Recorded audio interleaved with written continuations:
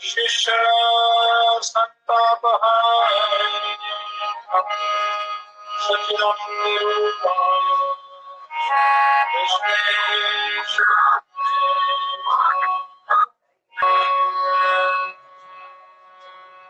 अखण्डमण्डलाकारं व्याप्तं येन तत्पदं दर्शनं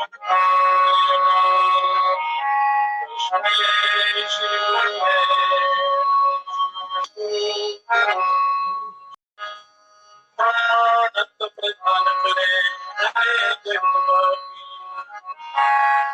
गुरु ज्ञान प्रसाद संचय परमानंद पद को माता परमानंद में पिता से माता करके से प्यार माता से हरि हरि से प्रेम श्री सत्य से ब्रह्मा कर सके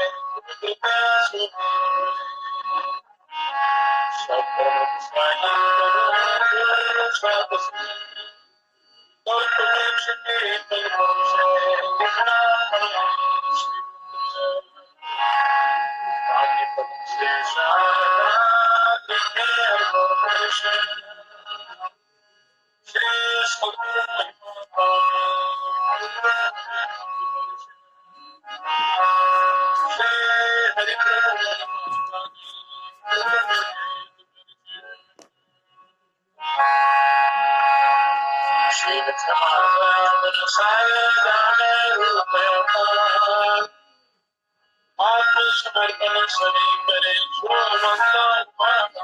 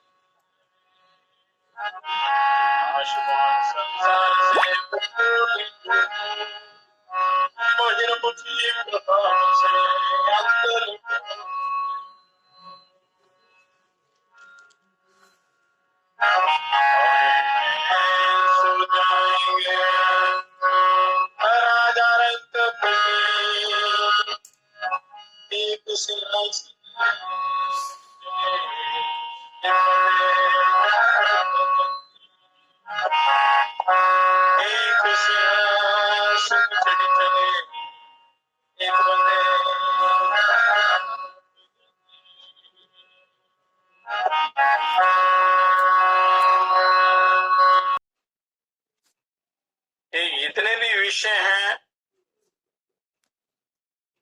ये सभी इस मनुष्य जीवन को संतप्त करने वाले हैं। तो प्रयत्न पूर्वक मनुष्य को धर्म का संचय करना चाहिए, क्योंकि बड़े भाग्य से जन्म मिलता है। क्योंकि जब मनुष्य शरीर छोड़कर जाता है, ये तो अटल सत्य है कि शरीर छोड़कर सबको जाना ही है, और जाने जाने में अंतर है। आए हैं सो जाएंगे राजा रंक फकीर, एक सिंहासन चढ़ी चले एक बंदे जाते जंजीर। ये दिव्य जीवन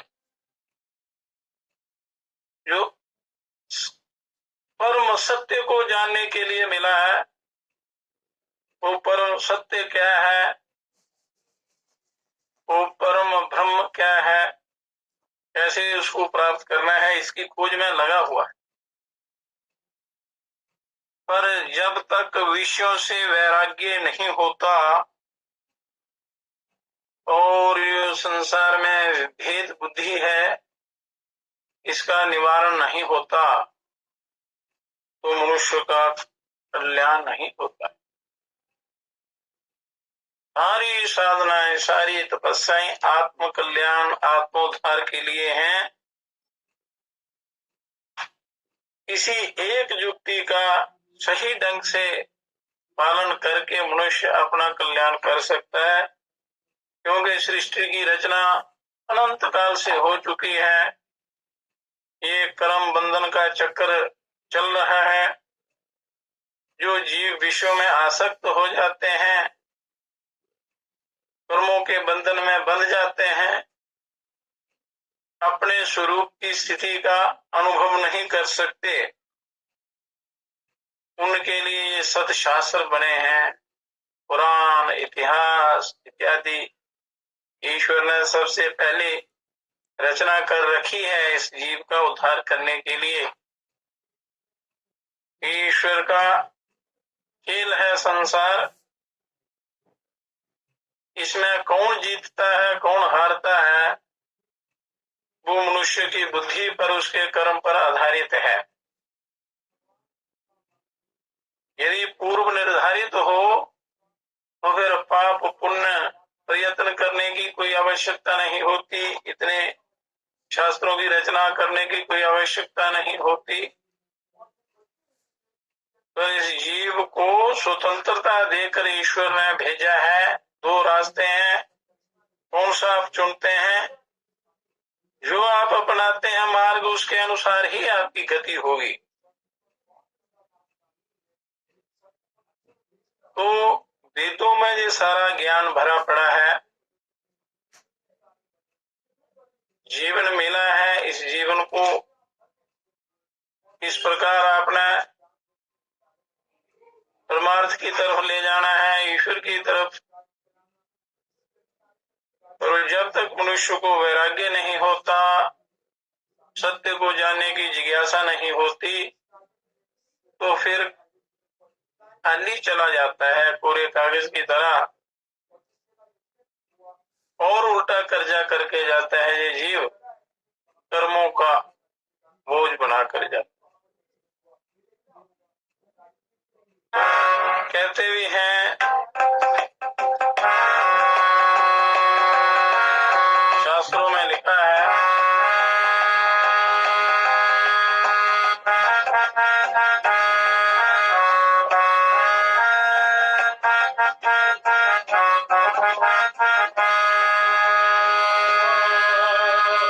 छोड़कर संसार जब तू जाएगा,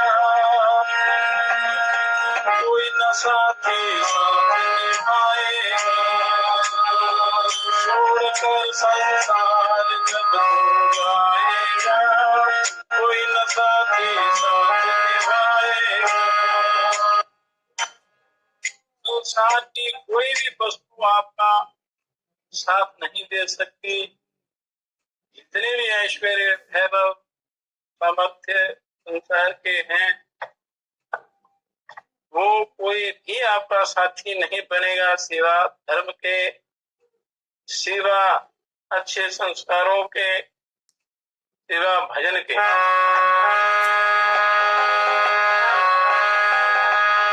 छोड़कर संसार जब जाएगा,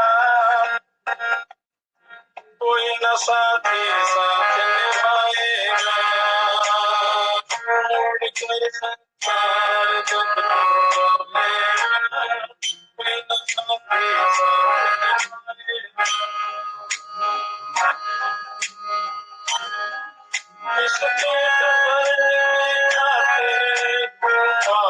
माता किस दिन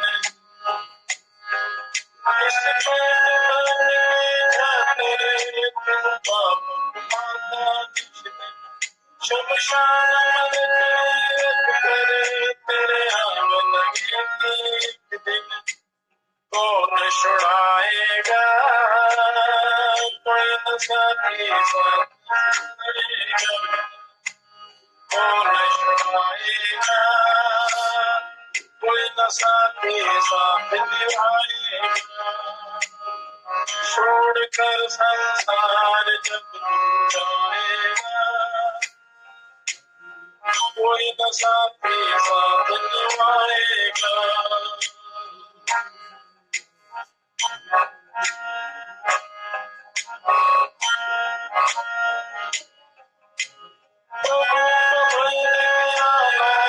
सत्संग के आना तो घड़िया,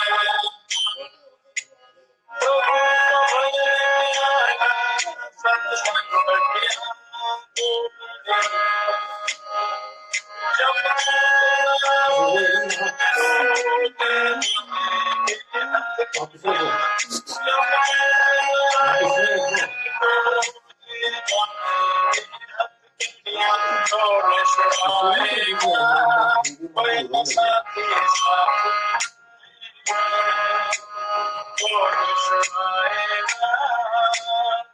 कोई न साथी साथ निभाएगा, छोड़कर संसार जब जाएगा, कोई न साथी साथ निभाएगा। ये सत्संग मेरा है, कोई समझ डाले, ये सत्संग मेरा है, कोई समझ डाले, वरना इसे जाएगा एक दिन, वरना इस दुनिया से दूर जाएगा एक दिन, फिर पछताएगा, कोई न साथी साथ निभाएगा, फिर पछताएगा, कोई न साथी साथ निभाएगा। छोड़कर संसार जब जाएगा, कोई न साथी साथ निभाएगा।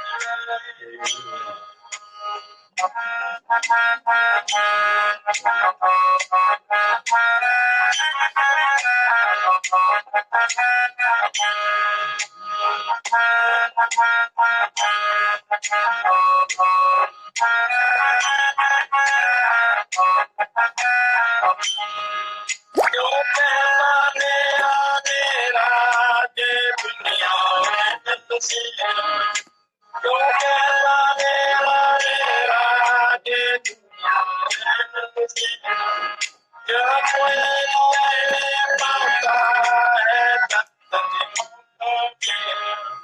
जब कोई नहीं पाता है तब तक तेरा हंस उड़ जाएगा,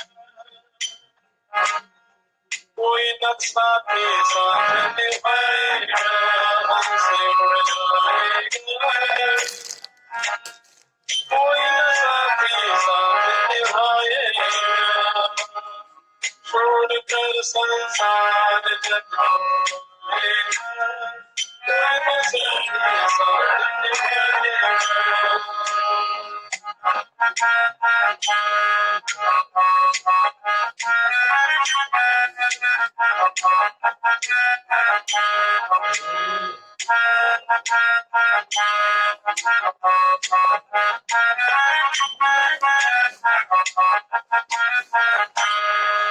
श्री संत जय श्री प्रीतम राधे,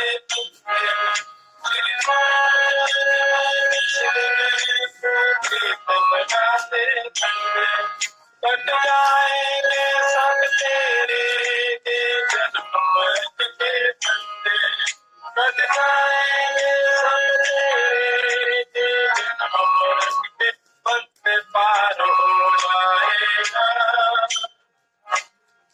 कोई न साथी साथ निभाएगा, पार हो जाएगा, कोई न साथी साथ निभाएगा। छोड़कर संसार जब कोई न साथी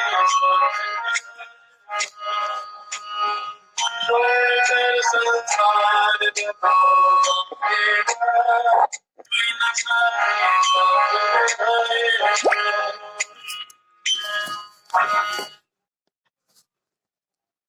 तो सच्चा साथी आपका भजन है, सत्य कर्म है और ईश्वर की तरफ प्रयासरत होना, उनकी प्राप्ति का प्रयत्न करना और जो करना, ये आपके सब काम आएगा। समय वही आपके काम आएगा जिसका आप सदुपयोग करते हैं। तो हरि चर्चा, ईश्वर चर्चा, अपने कल्याण के साधन की चर्चा, उस पर अभ्यास, ये चीजें आपके जीवन में सफलता के कारण हैं, सफलता को देने वाले हैं। ये वेदों में बड़ा भारी ज्ञान दिया हुआ है मनुष्य के कल्याण के लिए। वेद जो है वो ईश्वरीय ज्ञान है, वो किसी मनुष्य का बनाया हुआ नहीं है। वो जिसने ये सारी रचना की है उसने अनादि काल से ही ये दिव्य ज्ञान दिया है। पहले ये एक ही वेद था, उसके ऋषियों ने मनुष्य की सरलता के लिए इसके विभाग कर दिए कि कोई थोड़ा बहुत साधन करके इन जीवों का उद्धार हो, क्योंकि सृष्टि की रचना हो चुकी, जीवन मिल चुका है। अब जीवन को कैसे सुधारना है, तो इनमें एक बहुत ज्ञान भरा पड़ा है। पर मनुष्य अब अपने उस कल्याण के लिए प्रयत्न नहीं करता, संसार की तरफ जाता है, तभी दुखी होता है। अनेकों जन्मों तक उसका जन्म मरण का चक्कर चलता रहता है, छूटता नहीं। तो वेद का जो ईश्वरीय ज्ञान है, वेदों का सार उपनिषद है, वेदांत है। उपनिषद, ब्राह्मण ग्रंथ, धर्म सूत्र इत्यादि अनेक ग्रंथों के नाम है। वो ब्रह्म का ही ज्ञान है सब में। तो सरलता के लिए अलग अलग नाम दिए हैं, जिसका प्रादुर्भाव ऋषियों पर सृष्टि के आरंभ में समाधि द्वारा होता है। तो ऋषि मुनि तप कर करके समाधि द्वारा वो ज्ञान प्राप्त करके इन जीवों के लिए मार्ग सुगम बना देते हैं, ईश्वर प्राप्ति का, ब्रह्म प्राप्ति का, आत्म कल्याण का। तो चर्चा जो होनी चाहिए वो आत्म कल्याण की ही होनी चाहिए। और जहाँ विषयों की चर्चा होती हो तो वहां पतन निश्चित है। संसारिक सुख भोग काम मिलेंगे, उनमें जीवन बर्बाद हो जाएगा। जो परमानंद की स्थिति है वो प्राप्त नहीं होगी। ये जो दुखों से छुटकारा नहीं होगा, ये मनुष्य प्रयासरत रहता है कि कैसे दुखों का छुटकारा हो। तो वेदों की 4 संहिताएं हैं, ये पूरा ज्ञान होना चाहिए अपने शास्त्रों का।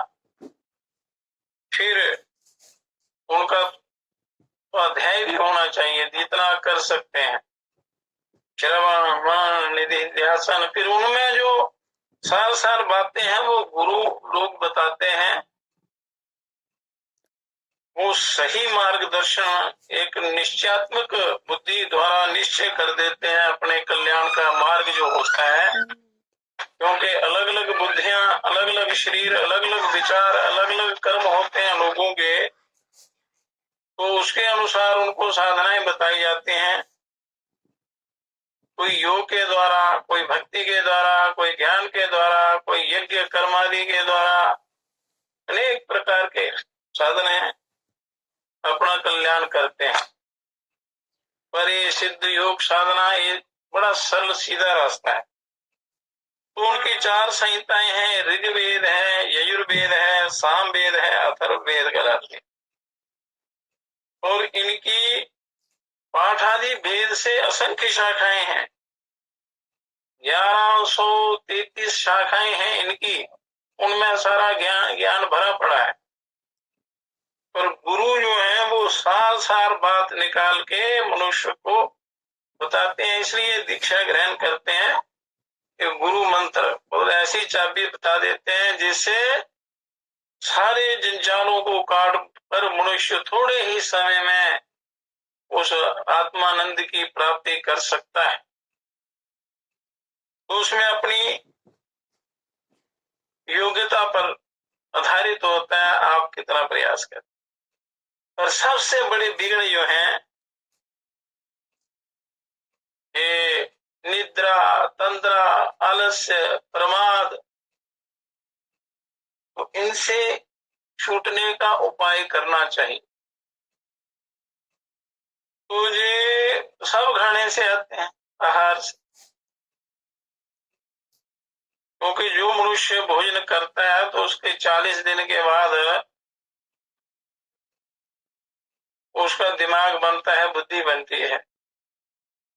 तो जैसा उसका आचार विचार, आहार आचार विचार होगा तो उसके अनुसार बुद्धि, उसके अनुसार उसका कर्म होगा, उसके अनुसार गति, उसकी रुचि होगी। अगर सात्विक आचरण करेंगे या सात्विक आहार का सेवन करेंगे तो बुद्धि सात्विक ही होगी, और उस सात्विक बुद्धि से मनुष्य अपना सही मार्ग चुन सकता है।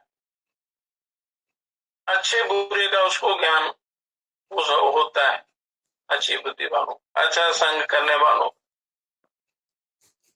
तो वेद हो गए, फिर उसके बाद ब्राह्मण ग्रंथ हैं, वो भी वेदों ऐसे ही निकले हैं। ये मूल वेदों में बतलाए हुए धर्म, मनुष्य का क्या धर्म है, बहुत बड़ा महान जीवन है, इसमें अपनी पूरी जानकारी होनी चाहिए, वो अच्छी संगति से मिल सकती है। धर्म, यज्ञ आदि कर्मों तथा विधि निषेध की विस्तृत व्याख्या और व्यवस्था है। विधि निषेध कि क्या करना है, क्या नहीं करना है, नित्य क्या है, अनित्य क्या है। क्योंकि सृष्टि की रचना परिपूर्ण ब्रह्म की आज्ञा से ब्रह्मा जी ने सृष्टि की रचना की, तो अपने ही शरीर से सारी सृष्टि के अंगों की उन्होंने व्यवस्था की, निर्माण किया, उनके लिए सारी व्यवस्थाएं बनाई, सारे शास्त्र बनाए, सारे नियम बनाए, कानून जो नियम जो जिनको कानून आप कहते हैं, धार्मिक नियम, धर्म के जो नियम है, जिसके अनुशासन में ये जीव अपना सारी सृष्टि का संचालन होता है। तो ब्राह्मण नामकरण का ब्राह्मण ग्रंथ वेदों में से ही ये निकले हैं। तो नामकरण का कारण ये है कि इनका प्रधान विषय ब्राह्मणम ब्रहे वर्धने, बढ़ने वाला था तो पितान यज्ञ, इसकी वृद्धि होती है। इस संसार कैसे वृद्धि को प्राप्त होता है, कैसे बढ़ता है, कैसे इसका संचार हो, प्रसार होता है, वृद्धि होती है, बढ़ता है। ब्रहे वर्धने, इनमें 4 प्रसिद्ध ब्राह्मण हैं जिनमें जो उपनिषदों से संबंध है उनका। ऐतरेय ऋग्वेद का ब्राह्मण है, उसमें से जो मूल जो लोगों के कल्याण के सूत्र हैं उनका इसमें वर्णन है। वेदों का, ऋग्वेद का ऐतरेय ब्राह्मण है। शतपथ ब्राह्मण है, उसमें भी बड़ा ज्ञान विज्ञान की बातें हैं, वो यजुर्वेद का है। और पांडे ब्राह्मण सामवेद का है, और गोपथ ब्राह्मण अथर्ववेद का है। 4 वेद, एक ही वेद के 4 भाग हैं, 4 संहिताएं हैं, उनसे ये उनका जो सार है वो ब्राह्मण ग्रंथ हैं, वो भी 4 हैं। गोपथ ब्राह्मण जो है वो अथर्ववेद का है, इसमें सारे संसार के निर्माण का, वस्तु निर्माण का वर्णन है। ब्राह्मण ग्रंथों में कुछ अंश ऐसा भी हो गया है जो मूल वेद मंत्रों के आशय के विपरीत जाता है। ऋषियों ने अपने अपने विचार वहां उसमें डाल दिए हैं, पर जो वेदों का सही सही ज्ञान है उसका अच्छी प्रकार उसको धारण करके अपना जीवन साधना के योग्य बनाना है, अपने कल्याण की तरफ सार सार को ग्रहण करके जो आपके कल्याण में सहायक हो उसको ग्रहण करना है। उसके बाद उपनिषद आते हैं जिनकी कथा चल रही, वो वेदों का, ब्राह्मणों का भी ये सार है, अंतिम ब्रह्म ज्ञान। तो उपनिषद का मुख्य अर्थ ब्रह्म विद्या है, तो ईश्वर की प्राप्ति की विद्या, ब्रह्म ज्ञान। और यहाँ उपनिषद ब्रह्म विद्या का प्रतिपादक ग्रंथ विशेष है, और इनमें अधिकतर वेदों में बताए हुए आध्यात्मिक विचारों को समझाया गया है। वेदों में और कई प्रकार के विचार हैं, संसार में कैसे रहना है, कैसे जीवन चलाना है, संसार की वस्तुएं कैसे प्राप्त होती हैं, स्वर्ग कैसे प्राप्त होता है, अनेक प्रकार के जो जितना भी चराचर जगत में ये क्रियाशील जो जगत है, वस्तुओं का निर्माण, उनका बढ़ाना, प्रयोग में लाना इत्यादि कई प्रकार की विधियां हैं। परंतु उपनिषदों में, वेदों में जो आध्यात्मिक असली ज्ञान है, जो सार सार ज्ञान है, जो कल्याण का साधन है, जिससे जल्दी कल्याण होते हैं, असली ज्ञान जो है उसको समझाया गया है। इन्हीं को वेदांत कहते हैं, उपनिषदों में जो ज्ञान भरा पड़ा है। तो इनमें मुख्य 11 उपनिषद हैं, ऐसे तो कई हैं, सैकड़ों हैं उपनिषद,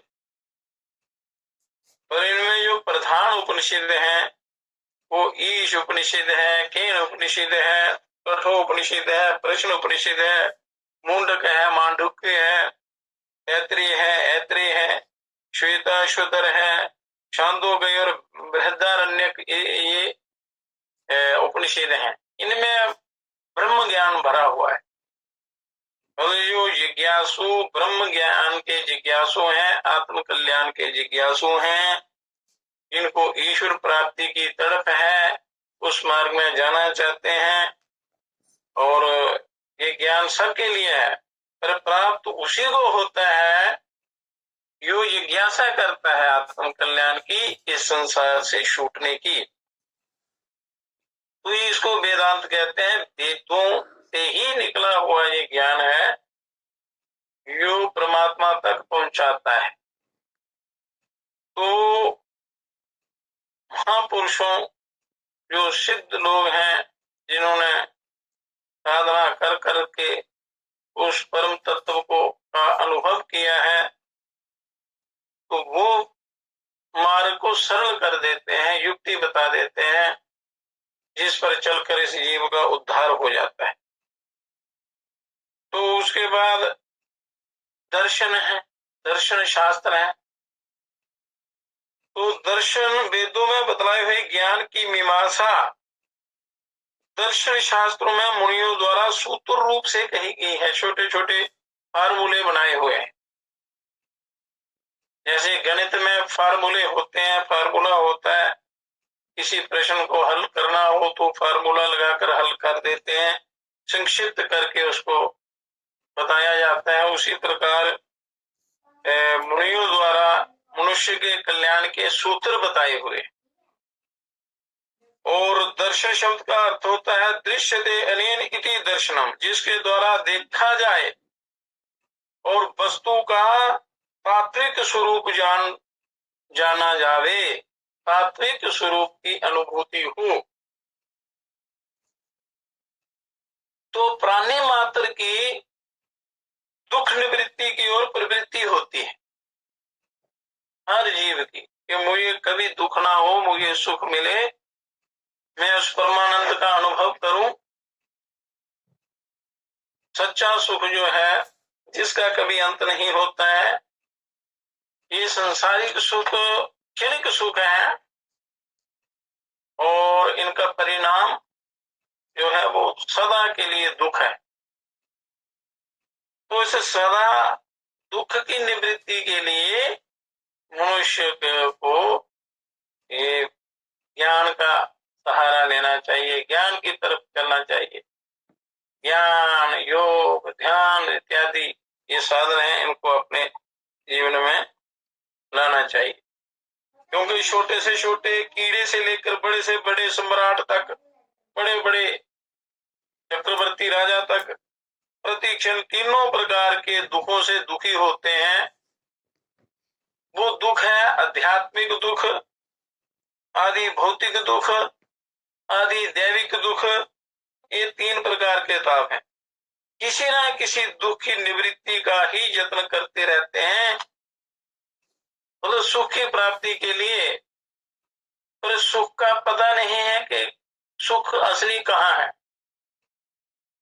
वो सारा अज्ञान के कारण होता है। तो ज्ञान मिलता है अच्छे संग से, गुरुओं से, फिर भी दुखों से छुटकारा नहीं मिलता। प्रयत्न करते रहते हैं, लगे रहते हैं दिन रात, फिर भी कष्ट होते हैं। वो कारण क्या है? मृग तृष्णा के समान जिन विषयों के पीछे मनुष्य घूमता है, फिरता है, भागता है, दिन रात मशीन की तरह काम करता रहता है, जिन विषयों के पीछे सुख समझकर दौड़ता है, प्राप्त होने पर वे दुख ही सिद्ध होते हैं।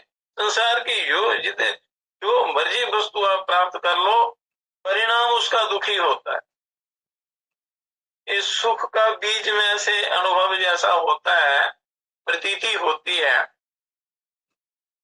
पर वो अज्ञान के कारण प्रतीति होती है सुख, और उसका परिणाम दुख होता है। तो इसलिए तत्वदर्शी के लिए चार प्रश्न उपस्थित होते हैं। ये उपाय या साधन, योग ध्यान साधन, दान, यज्ञ, तप, भजन, भक्ति किस लिए करनी है, इसके लिए ये बनाए हैं। तो यहाँ आगे चार प्रश्न पैदा होते हैं, प्रकट होते हैं कि हेय कहते हैं दुख का असली स्वरूप क्या है। ये दुख क्या है जिससे मनुष्य दिन रात संतप्त होता रहता है, कष्ट भोगता है। दुख किसको होता है, क्या है वो? यो है अर्थात त्याज्य है। हे कहते हैं जो त्यागने योग्य हो। तो दुख का स्वरूप क्या है, जो त्यागने योग्य है। त्यागने योग्य क्या वस्तु है? दुख है। उसका स्वरूप क्या है? हे हेतु, दुख, कष्ट, चिंता कहाँ से उत्पन्न होती है, दुख कहाँ से पैदा होता है, इसका असली कारण क्या है? जो हेय अर्थात त्याज्य दुख का वास्तविक हेतु है, जो त्यागने योग्य दुख है, उसका हेय हेतु कौन है, उसका कारण क्या है, वास्तविक हेतु क्या है दुख का त्यागने का?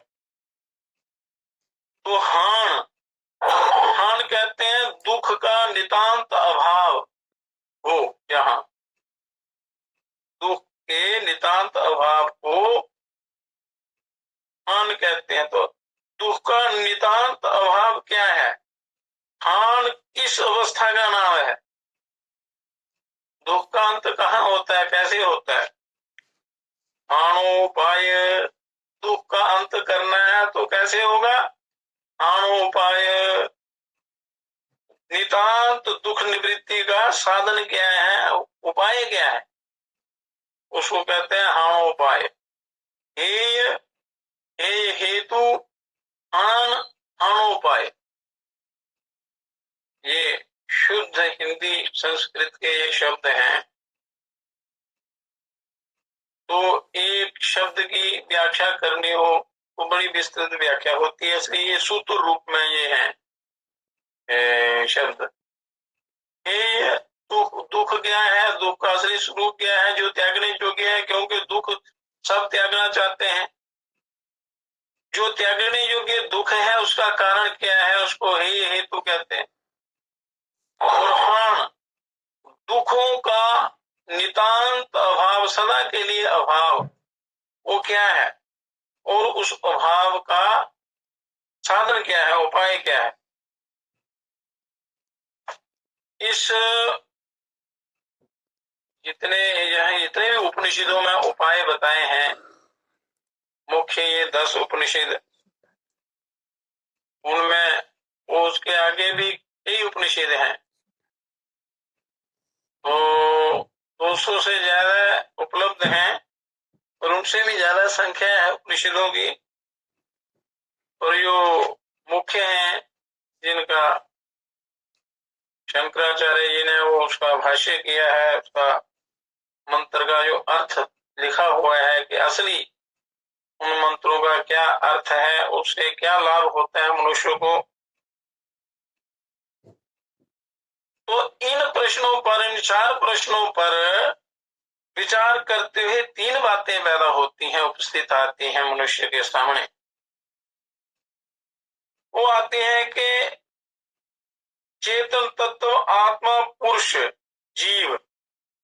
चेतन तत्व या आत्मा, उसको पुरुष भी कहते हैं, जो ईश्वर का अंश है। जीव इस संसार पंच भौतिक शरीर में बंधने के कारण और विषयों के प्रति आसक्ति होने के कारण, विषयों का सुख भोगने के कारण वो जीव कहलाता है। तो कहते हैं कि दुख किसको होता है, जो शरीर में कष्ट होता है, चिंता होती है, विषाद होता है, तो दुख, जिसको दुख होता है उसका असली स्वरूप क्या है। लगने पर, कोई दुखद घटना होने पर, या किसी भी कारण कोई कष्ट होता है, तो वो किसको होता है और उसका असली स्वरूप क्या है। यदि उसका दुख स्वाभाविक धर्म होता तो वह उससे बचने का प्रयत्न नहीं करता। दुख उसका स्वाभाविक धर्म नहीं है, वो आया हुआ है, बनाया हुआ है, उसको उत्पन्न किया गया है कर्मों के द्वारा। इससे मालूम होता है कि कोई वह ऐसा तत्व है जिसका दुख और जड़ता स्वाभाविक धर्म नहीं है। दुख और जड़ता आत्मा का स्वाभाविक गुण नहीं है। ये दुख उस आत्म तत्व या चेतन तत्व के द्वारा पैदा नहीं है, उसका धर्म नहीं है स्वाभाविक धर्म। अगर स्वाभाविक धर्म होता तो उससे छूटने का कोई उपाय नहीं करता, योग ध्यान नहीं करता, साधना नहीं करता, अनेक प्रकार के उपाय हैं वो नहीं करता। वह चेतन तत्व है, वो उस परम ब्रह्म का अंश है। इस चेतन आत्मा के पूर्ण ज्ञान से तीसरा प्रश्न आन सुलझ जाता है। आत्मा के असली स्वरूप के साक्षात्कार स्वरूप स्थिति से दुख का नितांत अभाव हो जाता है। दुख का नितांत अभाव कैसे होगा, कि उस चेतन तत्व को जानने से। उस चेतन तत्व को कैसे जानना है, तो उसके आगे उपाय लिखे हो शास्त्रों, बताए हुए हैं। सिद्ध ऋषि मुनियों ने तप कर करके उस स्वरूप स्थिति को प्राप्त करने के लिए साधन है। पर मनुष्य विश्व में आसक्त होने के कारण उन उपायों को नहीं करता, उस असली जो तत्व है, आत्म तत्व है, उसकी ओर ध्यान नहीं देता। इसलिए बड़ा तृष्णा की डोर से बड़ा कभी इधर कभी उधर धक्के खाता रहता है, कभी नर्क, कभी स्वर्ग, कभी मूढ़ जोनियों में, कहीं भाग्य से मनुष्य जोनी मिल जाती है, पर यहाँ आकर वो उपाय नहीं करता। ये जितने भी हैं हे हेतु हान हानोपाय, दुख का जो नितांत अभाव है उसका उपाय। तो वो स्वरूप स्थिति से हान सिद्ध हो जाता है, दुख का नितांत अभाव हो जाता है जब आत्मबोध हो जाता है। तो जड़ तत्व प्रकृति, जड़ क्या है? आत्मा तो चेतन तत्व हो गया, और जड़ तत्व ये प्रकृति जो है, इस चेतन तत्व से भिन्न, इसके विपरीत किसी और तत्व के मानने की आवश्यकता होती है, जिसका धर्म दुख है। बोलो, दुख देने वाली क्या वस्तु है, क्या चीज है? जहां से दुख की उत्पत्ति होती है, दुख पैदा होता है। बोलो, मनुष्य को आत्मकल्याण के लिए साधना से पहले मनुष्य को पूरी जानकारी होनी चाहिए, तो फिर वो इस चक्कर में नहीं पड़ता, विषयों की तरफ नहीं जाता, उससे थोड़ा वैराग्य होना शुरू हो जाता है। जब अच्छे बुरे का ज्ञान ही नहीं है तो फिर मनुष्य अपना निर्णय नहीं कर पाता कि मुझे क्या करना है। तो मूढ़तावश वो जो मन में आता है मनमाना आचरण करता है, इसलिए दुर्गति होती है। तो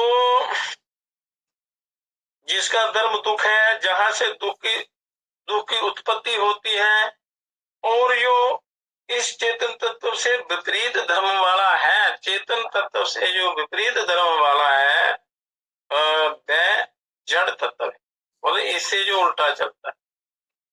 और जिसकी प्रकृति, जिसको प्रकृति कहते हैं, माया कहते हैं, संसार कहते हैं और माया जाल कहते हैं, इसके यथार्थ रूप को समझ लेने से पहला और दूसरा दोनों प्रश्न सुलझ जाते हैं। पहला है कि हेय, कि दुख क्या है, और हेय हेतु, दुख क्या है, दुख का असली स्वरूप क्या है और उसका कारण क्या है।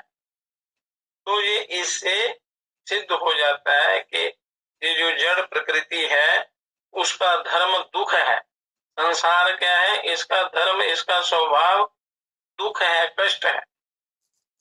तो ये दोनों प्रश्न सुलझ गए, अर्थात दुख इसी जड़ तत्व का स्वाभाविक गुण है, ना कि आत्मा का।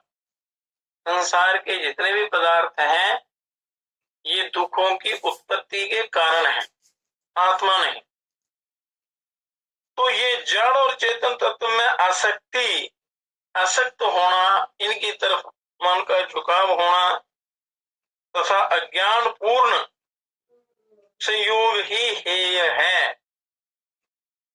अज्ञान पूर्ण जो इन विषयों से जो संयोग है वो ही हेय है, वो ही दुख का असली स्वरूप है, संयोग, विषयों का संयोग।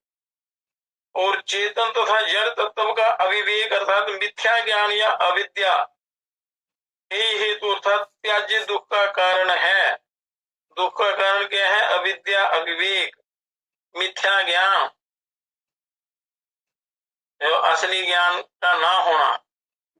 चेतन और जड़ तत्व का विवेक पूर्ण ज्ञान हानोपाय है, दुख निवृत्ति का मुख्य साधन है। चेतन और जड़ तत्व का पूर्ण ज्ञान, चेतन क्या है, जड़ तत्व क्या है, आत्मा का क्या धर्म है, इस जड़ प्रकृति का क्या धर्म है, जब इसका पता चल जाता है तो मनुष्य के दुख निवृत्ति का जो मेन मुख्य साधन है वो मिल जाता है, प्राप्त हो जाता है, ये सुलझ जाता है। तो इसका यह है कि संसार से ही दुख उत्पन्न होते हैं, इस जड़ प्रकृति से। इसके पीछे जितना मर्जी लगेंगे आप, तो इसका स्वभाव ही दुख देना है। और आत्मा जो है उसमें कोई विकार नहीं है, वो इससे इनसे परे है। तो इसलिए जय चेतन तत्व परमात्मा पुरुषोत्तम विशेष ईश्वर या ब्रह्म, इनका वर्णन करते हैं। इन दोनों चेतन तत्व और जड़ तत्वों के मानने के साथ एक तीसरे तत्व को भी मानना बड़ा आवश्यक हो जाता है, जिसके द्वारा कल्याण होना है, जो पहले चेतन तत्व के सर्वांश अनुकूल हो और दूसरे जड़ तत्व के विपरीत हो, और जिसमें पूर्ण ज्ञान हो, जो सर्वज्ञ हो, सर्वत्र व्याप्त हो और सर्वशक्तिमान हो, जिसमें दुख, जड़ता और अज्ञान का नितांत अभाव हो, तो उस परमात्मा में ही होता है।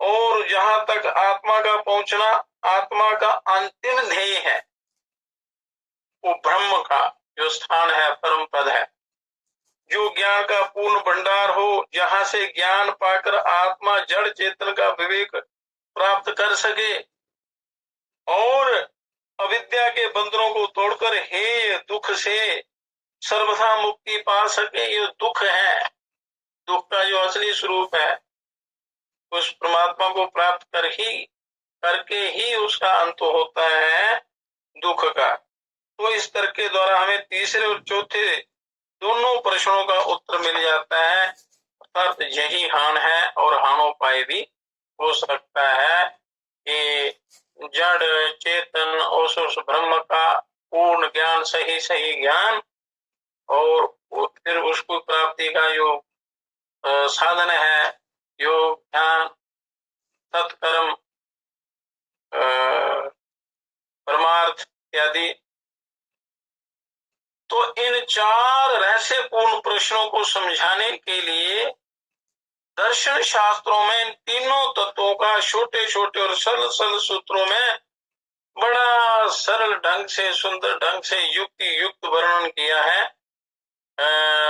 इसलिए कहते हैं कि स्वाध्याय करना है, महासंतों का संग करना है, वृद्ध महापुरुषों का जो ज्ञानकार लोग हैं और जो सदगुरु हैं, जो इस भवसागर से पार लगाते हैं, इस आत्मा का उद्धार कर देते हैं, संसार रूपी इस समुद्र से पार लगाने वाले जो हैं परम गुरु, उनसे मार्गदर्शन प्राप्त करके अपने कल्याण पथ पर चलना है। तो उसकी एक प्रकार की विधियां हैं, ग्रंथों में, योग ग्रंथों में बड़ी युक्तियां हैं, दर्शनों शास्त्रों में। तो इन दर्शन शास्त्रों में षड दर्शन, सात दर्शन मुख्य हैं। इनमें भी जो ज्ञान के भंडार हैं, जो शास्त्र हैं, उनका सही जो ज्ञान है वो प्राप्त करना चाहिए। मीमांसा, वेदांत, न्याय, वैशेषिक, सांख्य और योग, ये षड दर्शन वेदों के उपंग कहलाते हैं। ये दर्शन हैं जिनसे सही ज्ञान होता है और मनुष्य को समझ में आता है कि ये सृष्टि क्या है, जीव क्या है, इसलिए आया है, क्या करना है, क्या इसका उद्देश्य है और कैसे उस उद्देश्य की प्राप्ति होती। अब वेद, ब्राह्मण, उपनिषद इत्यादि दर्शन, षड दर्शन, ये ग्रंथ आगे इनमें कल्याण की बातें लिखी हुई हैं, मनुष्य का बड़ा ज्ञान का भंडार है। तो इन शास्त्रों को सुनना चाहिए, सत्शास्त्रों को, जिसमें मनुष्य का कल्याण हो, जिसके द्वारा सत्शास्त्रों को, जिनका फिर इसके वेदों के अंग आगे, वेदों के अंग हैं, 6 अंग हैं वेदों के, शिक्षा है, कल्प है, व्याकरण है, निरुक्त है, छंद है और ज्योतिष है। तो शिक्षा कहते हैं जिनका उपयोग वैदिक वर्णों, वैदिक मंत्रों में, जो उनको वर्ण लिखने में जो किया जाता है, जो वेद मंत्र को उच्चारण किए जाते हैं, स्वरों और मात्राओं के बोध कराने में होता है, उसमें उसको शिक्षा कहते हैं। कि कौन सा मंत्र कौन सी मात्रा से कैसे उच्चारण करना है, ऊंचा नीचा बराबर, उदात अनुदात स्वरित, तो ये भी नाद है। ऋचाओं को जब बोलते हैं वेद मंत्रों को तो बड़े स्वर से बोलते हैं, कभी ऊंचा कभी स्वर बराबर, कभी नीची आवाज में, बराबर में और ऊंची आवाज में, उदात अनुदात स्वरित, इस प्रकार के वर्ण स्वरों का जो ज्ञान है और मात्राओं का जो बोध है उसको शिक्षा कहते हैं। फिर आगे आगे कल्प, यो अश्वलायन आपस्तंभ बोधायन और कात्यायन आदि ऋषियों ने बनाए हुए हैं। उनके बनाए हुए कोई श्रोत सूत्र हैं, ग्रह्य सूत्र हैं, धर्म सूत्र हैं, जिनमें ज्ञान भरा हुआ है मनुष्य के जीवन को चलाने का, जिनमें याग के प्रयोग हैं, यज्ञ याग की विधियां हैं, यज्ञ हवन इत्यादि पूजा पाठ करने की विधियां हैं, और मंत्रों के विनियोग की विधि है, मंत्रों के विनियोग उसके परिचय की विधि है कि मंत्र क्या है, उसका ऋषि कौन है, उसका छंद क्या है, उसका कैसे करने से उसका पूर्ण फल मिलता है। फिर उसके आगे बाद आ गया व्याकरण, जिससे पूरे भाषाओं का ज्ञान होता है, सही सही जो शब्दों का अर्थ निकाला जाता है व्याकरण के द्वारा, जो प्रकृति और प्रत्यय आदि के उपदेश से पद के स्वरूप और उसके अर्थ का निश्चय करने के लिए उपयोगी होता है कि किस मंत्र का क्या अर्थ है। और उसको वेदों में जो मंत्र हैं संस्कृत में है ज्यादा शास्त्र, तो संस्कृत में व्याकरण को जाने बिना उनका अर्थबोध नहीं होता, तो उसको के लिए व्याकरण का होना जरूरी है। और शास्त्रों पुस्तकों का जो लिखा होता है उसका अर्थ समझने के लिए व्याकरण ग्रामर का होना बड़ा जरूरी होता है, तभी आप सही सही शब्द का अर्थ निकाल सकते हैं। ये भी शास्त्र है, व्याकरण शास्त्र है। फिर उसके बाद निरुक्त आ जाता है, जो पद होते हैं उनका विभाग, मंत्र का अर्थ देवता के निरूपण द्वारा एक एक पद के संभावित और अवयवार्थ का निश्चय करता है। ये विशेष शब्दों का गूढ़ अर्थ जो निकाला जाता है सही सही निरूपण है। फिर आगे छंद आते हैं, छंद शास्त्र है जो लौकिक और वैदिक पादों की अक्षर संख्या को नियत करने के लिए पाद, यति और विराम आदि की व्यवस्था करने में उपयोगी है कि मंत्र कहाँ तक बोलना है, कहाँ रुकना है, कैसे उसको छंद में एक बराबर मात्राओं में बोलना है। जो गायन वगैरह इत्यादि है तो उसमें भी शब्दों की संख्या होती है कि बराबर बोलेंगे, वो बोलना बड़ा अच्छा सुव्यवस्थित होता है, सुनने में भी अच्छा लगता है और उनका बड़ा कल्याणकारी होता है। वो यदि व्यवस्थित ढंग से अगर यदि करेंगे तो उसका लाभ होता है। और आगे आ गया ज्योतिष, ज्योतिष आ गया जो यज्ञ आदि अनुष्ठान के काल विशेष की व्यवस्था करता है, समय की जो व्यवस्था करता है, मनुष्य के काम करने की व्यवस्था या कोई भविष्य का ज्ञान, जीवन में आने वाले जो कष्ट हैं उनका पहले ही ज्ञान करना, उनके उपाय करना इत्यादि ज्ञान विज्ञान भरा हुआ होता है। ये कौन से दिन में क्या करना है, जैसे पूर्णमासी है, तिथियों का ज्ञान है, व्रत इत्यादि का ज्ञान है, यज्ञों की व्यवस्था, मुहूर्त इत्यादि। और ये नेत्र हैं, ये वेदों के ज्योतिष शास्त्र, ये सारे वेद शास्त्रों के नेत्र हैं। इनके द्वारा वेद मंत्रों के अर्थों का असली यथार्थ बोध प्राप्त होता है।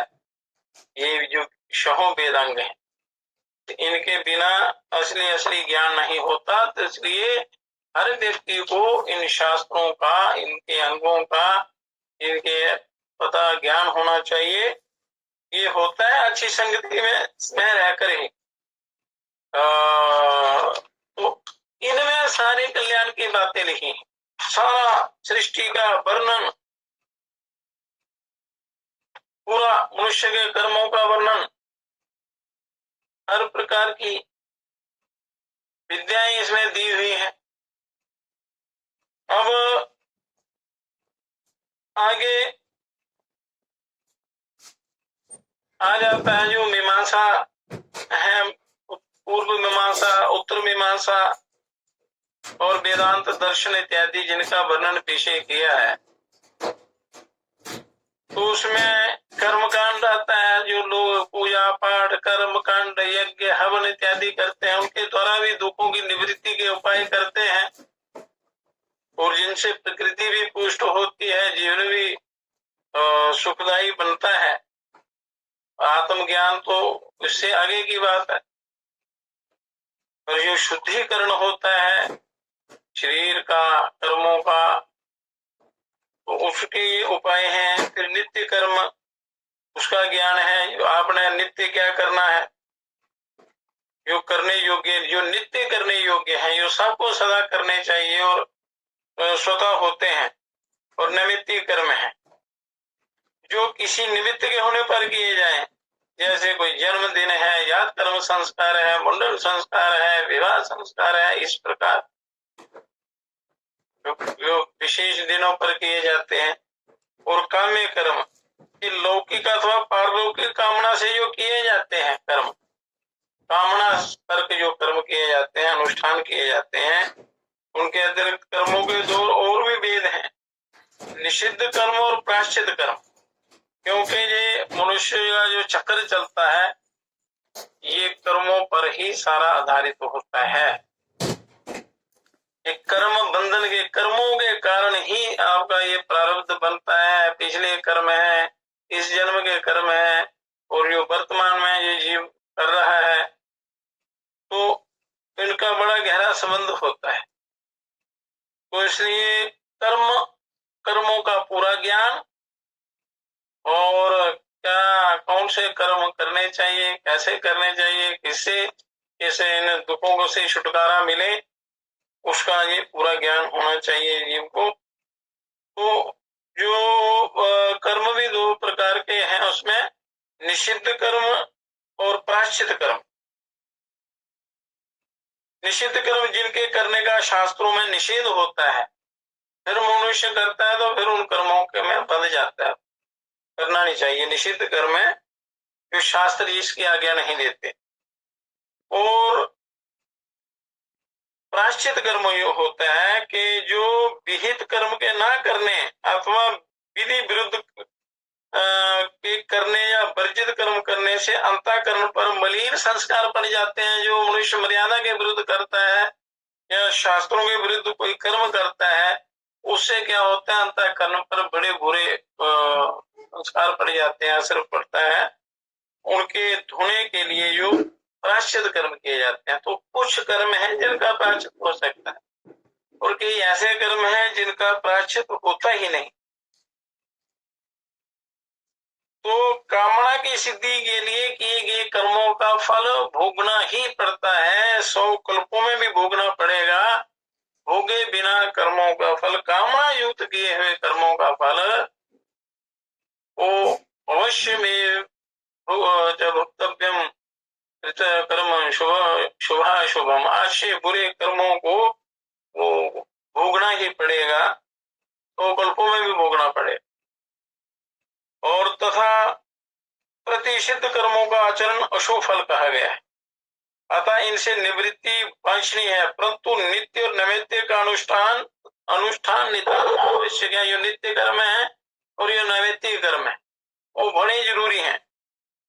जैसे किसी पर्व पर जो किए जाते हैं हवन, अनुष्ठान, यज्ञ, याग आदि, जन्म दिवस पर या और कई प्रकार के आते हैं नैमित्तिक कर्म, नित्य और नैमित्तिक ये बड़े जरूरी हैं।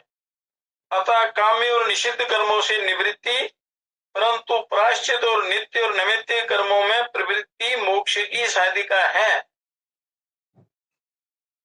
तो कर्म शुद्धि होगी तभी आपके आगे योग सिद्धियां इत्यादि चलेंगी, वो उसमें सहायता करती। आपका कर्म, आपके विचार, ये बुद्धि, आहार विहार, ये सब योग मार्ग में उस ध्यान की प्राप्ति में सहायक होती हैं। इनकी अगर शुद्धि हो तो फिर साधना का, ध्यान का फल मिलता है, अन्यथा नहीं। फिर उपासना कांड है, ज्ञान कांड है, इत्यादि इत्यादि अनेक प्रकार के यहाँ साधन है। तो उपासना कांड कहते हैं वेद मंत्रों में बताई हुई लवलीन तथा मन की वृत्तियों को सब ओर से हटाकर केवल एक लक्ष्य पर ठहराने की शिक्षा का नाम उपासना है। जैसे कोई योग ध्यान की विधि है, कोई वेदों में बताई हुई है, और अपने लक्ष्य उस ब्रह्म की प्राप्ति के लिए किसी एक लक्ष्य पर उसका साधन निरंतर करते रहना, उसको उपासना कहते हैं। ज्ञान, इसी प्रकार वेद मंत्रों में जहां जहां आत्मा और परमात्मा के स्वरूप का वर्णन है और उसको ज्ञान कांड कहते हैं। आत्मा परमात्मा के स्वरूप का बड़े विस्तृत रूप से उन्होंने वर्णन किया है, तो उसको ज्ञान कांड कहते हैं, ज्ञान कहते हैं। और मंत्रों के कर्म कांड का विस्तार पूर्वक वर्णन मुख्यतः ब्राह्मण ग्रंथों में है। ज्ञान कांड का अरण्यकों तथा उपनिषदों और उपासना कांड का दोनों में किया गया है। इसलिए ब्राह्मण ग्रंथों या अरण्यकों और उपनिषदों का और उपासना कांड, इन सबका श्रवण और इनमें बताए हुए जो मार्ग हैं उनका अभ्यास करना बहुत ही आवश्यक है। तो मीमांसा कहते हैं कि तीनों कांडों के वेदार्थ विषय विचार को मीमांसा कहते हैं। ये ज्ञान कांड, उपासना कांड और उपनिषदों का जो वेदों में जो सही सही अर्थ है उस पर विचार जो किया जाता है उसको मीमांसा कहते हैं। मीमांसा शब्द मान ज्ञाने, तो अर्थ में माने जिज्ञासायामम वार्ती की सहायता से निष्पन्न होता है। मीमांसा के दो वेद हैं, पूर्व मीमांसा, उत्तर मीमांसा। इसमें वेदों के अर्थ का अच्छी प्रकार चर्चा की हुई है और निश्चय होता है कि मनुष्य को क्या करना चाहिए, क्या नहीं करना चाहिए, क्या सही है, क्या गलत है, तो इस पर चर्चा होती है। अब शिष्य, इनका ज्ञान होना बहुत ही आवश्यक है, तभी आप अगली साधना में चल सकते हैं। अब शिष्य कल प्रश्न किया था कि हे प्रभु मुझे ज्ञान दीजिए। गुरुओं ने कहा कि तूने आत्म कल्याण की इच्छा से और जगत के कल्याण के लिए प्रश्न किया है, तो उन्होंने कल इस स्थूल शरीर की विषय आसक्ति की निंदा की थी कि विश्व में आसक्ति जो है वही दुखों का मूल कारण है, संसार का कारण है। अब स्थूल शरीर के विषय में बताते हैं कि त्वचा, मांस, रक्त, नस, भेद, मज्जा, अस्थियों का समूह और ये मलों से भरा हुआ ये शरीर स्थूल देह अति निंदनीय है। मनो के कारण ये निंदनीय है। पंचीकृत स्थूल भूतों से पूर्व कर्मानुसार पैदा हुआ ये शरीर आत्मा का स्थूल भोगायतन है, भोगों का साधन है। इसकी अवस्था जागृत है जिसमें स्थूल पदार्थों का अनुभव होता है। केवल स्थूल पदार्थों का अनुभव होता है, सूक्ष्म का नहीं। तो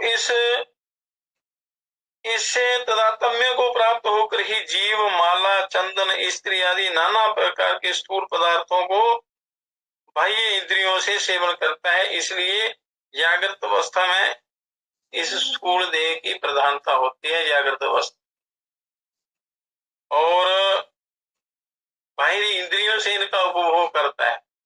और जिसके आश्रय से जीव को संपूर्ण बाह्य जगत प्रतीत होता है, जिसके सहारे से, जिसके आश्रय से इस सारे संपूर्ण बाह्य जगत प्रतीत होता है, गृहस्थ के घर के तुल्य उसे ही स्थूल देह जानो। और स्थूल देह के ही जन्म जरा मरण स्थूलता आदि धर्म है। जन्म मरण इत्यादि इस शरीर के हैं, स्थूल देह के हैं। बालकपन आदि नाना प्रकार की अवस्थाएं हैं। पहले बालकपन, जवानी, फिर बुढ़ापा, फिर ये शरीर छोड़कर चला जाता है। वर्णाश्रम आदि अनेक प्रकार के नियम और यम हैं और इसकी पूजा, मान, अपमान आदि विशेषताएं हैं। ये स्थूल शरीर की गुण है। अब 10 इंद्रियां हैं। श्रवण, बलकान, त्वचा, चमड़ी, नेत्र, आंख, कान और जीवा, ये 5 ज्ञानेंद्रियां हैं। 5 ज्ञानेंद्रियां क्या हैं? कान, श्रवण, त्वचा, ये चमड़ी जिससे स्पर्श का बोध होता है। फिर नेत्र, नेत्रों से रूप का ज्ञान होता है। और घ्राण, ये नासिका जिससे सुगंधी का अनुभव होता है। और जीवा जिससे रस का ज्ञान होता है। ये 5 ज्ञान इंद्रियां हैं। और क्योंकि इनसे विषय का ज्ञान होता है, जो संसार के विषय हैं। और बाघ, पानी, पाद और 2 गुप्तांग, ये कर्मेंद्रियां हैं, क्योंकि इनका कर्मों की ओर झुकाव होता है। पानी, हाथ, पैर और मल विसर्जन के जो द्वार हैं, ये 5 कर्मेंद्रियां हैं। तो अंतःकरण चतुष्टय ये शिष्य को ज्ञान दे रहे हैं। यानी वेदों शास्त्रों का भी आपको ज्ञान होना चाहिए। इस शरीर का पूरा बोध होना चाहिए कि भी शरीर में ये है क्या, किसका बना है, इसमें क्या कौन ज्ञानेंद्रियां कौन है, क्या है, कर्मेंद्रियां क्या है, द्रव्य क्या है, तत्व क्या है। फिर आगे जाकर मनुष्य को ध्यान साधना में उस परमात्मा के उसमें आसानी हो जाती है। अब अंतःकरण चतुष्टय है। अपनी वृत्तियों के कारण अंतःकरण मन, बुद्धि, चित्त और अहंकार, इन 4 नामों से कहा जाता है। अंतःकरण मन, बुद्धि, चित्त और अहंकार, अंतःकरण चतुष्टय, ये 4 चीजें मिलकर अंतःकरण बनती हैं। संकल्प विकल्प के कारण मन, यथार्थ का निश्चय करने के कारण बुद्धि, अहम अहम मैं ऐसा अभिमान करने से अहंकार, और अपना इष्ट चिंतन के कारण चित्त कहलाता है। और 5 प्राण है, मुख्य प्राण 5 हैं। प्राणा अपानम व्यानो दानम समाना भवत्यसो प्राणा स्वयमेव भृत्रिभेदादिकृति वेदातु सुवर्णम सलिलाद्वित्त। अपने विकारों के कारण स्वर्ण और जल आदि के समान स्वयं प्राण ही वृत्ति भेद से 5 विभागों में बंटा हुआ है। प्राण, अपान, व्यान, उदान और समान, इन 5 नामों वाला होता है प्राण। तो शरीर के अंदर जो सारा कार्य करता है, इस शरीर में, मनुष्य देह में प्राण ही सर्वोपरि है। ये आ गया स्थूल शरीर। अब सूक्ष्म शरीर क्या है, और उस सूक्ष्म शरीर की के द्वारा कैसे आपने साधना करनी है ईश्वर की, और कुछ युक्तियों का वर्णन करता साधना जो है, कैसे आपने बैठना है, कैसे ध्यान करना है, कौन सा प्राणायाम, क्या क्या आसन करने हैं, क्या विधियां हैं, कौन सा किस स्वभाव वाला व्यक्ति क्या कर सकता है, कैसे अपने आप को उस ईश्वर की प्राप्ति की तरफ ले जा सकता है। तो पहले इसको जानना बड़ा जरूरी था कि शास्त्रों में क्या है, कौन से क्या शास्त्र हैं, उनमें क्या विधियां हैं, दुख क्या है, दुख किसको होता है, और दुख का मूल कारण क्या है, दुख किसका धर्म है और सुख किसका धर्म है, और ईश्वर ब्रह्म क्या है, और उस ब्रह्म की प्राप्ति के उपाय क्या हैं, और फिर शरीर के सारी व्यवस्था को समझना पड़ता है। अभी स्थूल शरीर जो है, सूक्ष्म शरीर जो है, इस सूक्ष्म शरीर के द्वारा ऐसे हमने ईश्वर की प्राप्ति करनी है। अब कहते हैं कि वाग आदि 5 कर्म इंद्रियां, श्रवणादि 5 ज्ञान इंद्रियां, प्राणादि 5 प्राण, आकाश आदि 5 भूत, बुद्धि और अंतःकरण चतुष्टय, अविद्या तथा काम और कर्म, ये प्रियष्ट का अथवा सूक्ष्म शरीर कहलाता है। स्थूल शरीर ये हाड़ मांस का जो बना हुआ है सारा प्राण इत्यादि।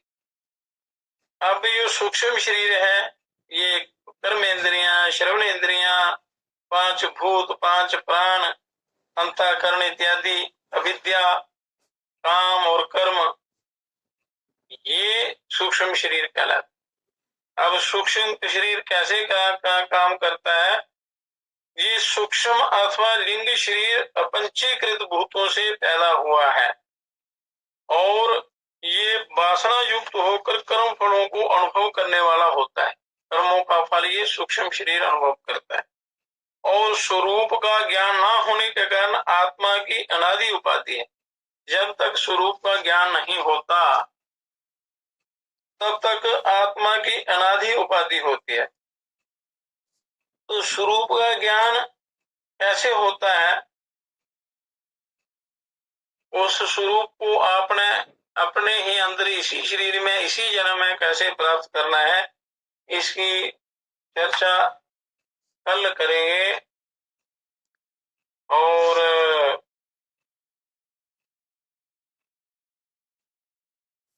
आज का सत्संग यहीं भजन के साथ इसका पूर्ण करते हैं।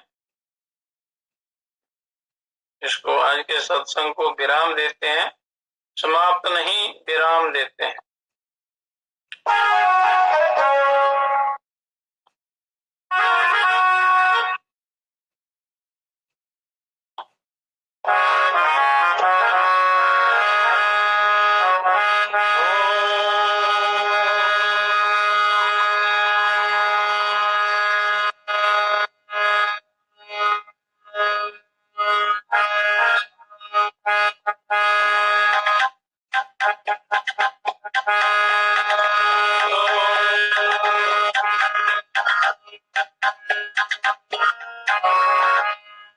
तो मनुष्य को भजन करना चाहिए। पंडित पीर पैगंबर हो या योगी ज्ञानी ध्यानी, भिक्षुक हो या भूख सेठ हो, सबकी यही कहानी, सतगुरु लेवे ना खबरिया भजन बिना। उस राम का राम, कृष्ण, विष्णु, ब्रह्मा, शिव, इनमें कोई भेद नहीं है। ये सब ब्रह्म के ही अवतार हैं, सगुण साकार अवतार हैं, ब्रह्म का साकार रूप है। और इसी में भी दृढ़ भक्ति, दृढ़ श्रद्धा करके मनुष्य अपना उद्धार कर सकता है। इनमें भेद बुद्धि नहीं रखना। इनमें भेद बुद्धि रखने वाला वो घोर नरकों को प्राप्त होता है। इसलिए एक ही ब्रह्म के ये सारे स्वरूप हैं, किसी से द्वेष और पूर्ण भावना नहीं रखनी। स्वान ब्रह्म का ये होगा। वो मनुष्य को क्या करना चाहिए?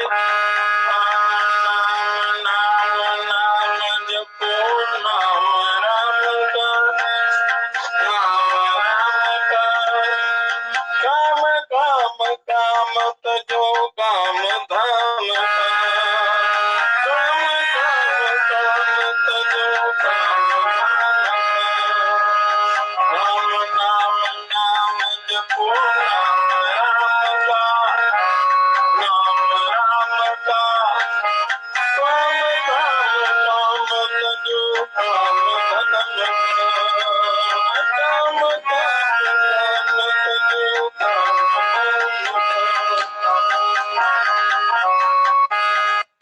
बिना हरि के नाम कभी सुख न पाएगा, कभी सुख न पाएगा, कभी सुख न पाएगा, कभी सुख न पाएगा। बिना हरि के नाम कभी सुख न पाएगा, मर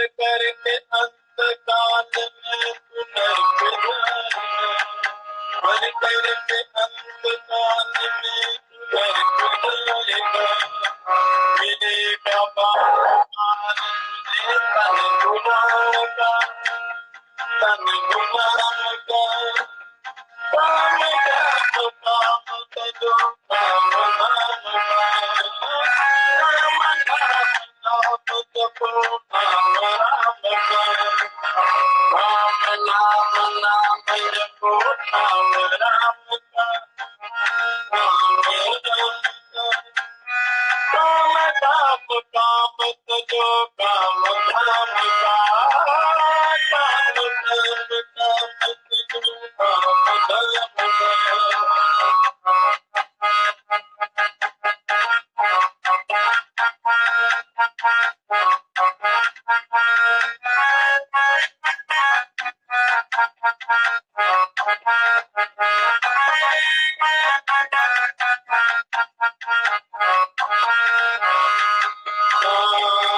करता है क्या गुमान तू, चौवनवा माल का, चौवनवा माल का, चौवनवा माल का, चौवनवा माल का। करता है क्या गुमान तू, चौवनवा माल का, जवान है तेरे पास तेरे आज काल का, जवान है तेरे पास तेरे आज काल का। पुतला बिखर जाएगा तेरा हाड़ मास का, हाड़ मास का। पुतला बिखर जाएगा तेरा हाड़ मास का।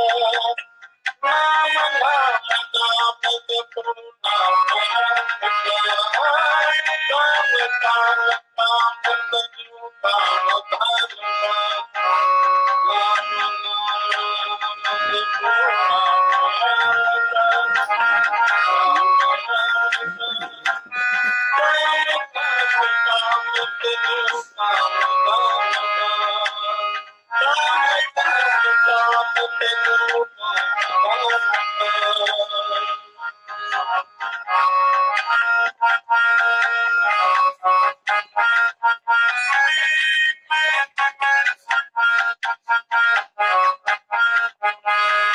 तपियो यज्ञ दान कर्म है बड़े सही, कर्म है बड़े सही, कर्म है बड़े सही, कर्म है बड़े सही। तपयोग यज्ञ दान कर्म है बड़े सही, कलयुग नाम के समान दूसरा नहीं, कलयुग नाम के समान दूसरा नहीं।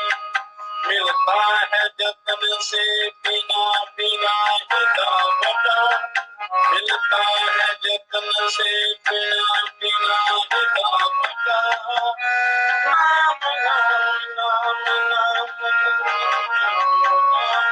राम, काम काम काम तजो, काम धर्म का, नाम नाम नाम जपो, नाम राम का, राम राम का।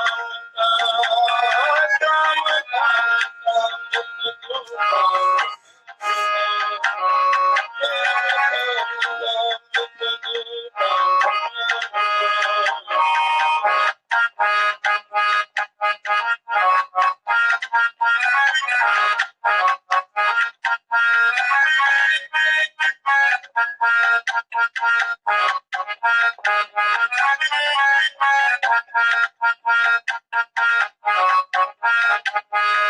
पाकर मनुष्य का तन जो हरि नाम ना लिया, हरि नाम ना लिया, हरि नाम ना लिया, हरि नाम ना लिया।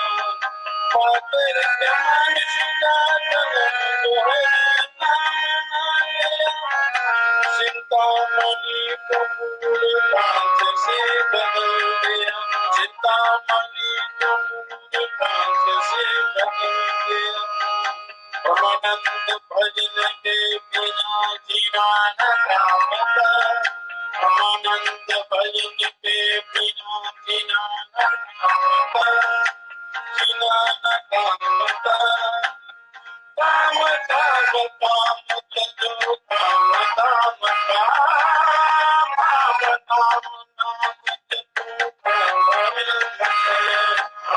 नाम नाम नाम जपो नाम राम का जपो नाम राम का काम काम काम जो काम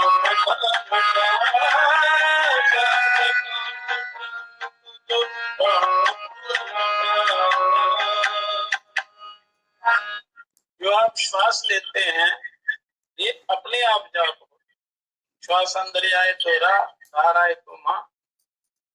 जो राम रूप में उस ब्रह्म की उपासना करते हैं तो ये श्वास उन्हीं का श्वास चल रहा है। राम राम अपने आप बिना प्रयत्न के होता है। तो केवल इसकी ओर आपने ध्यान देना है। बाकी युक्तियां कल बताएंगे।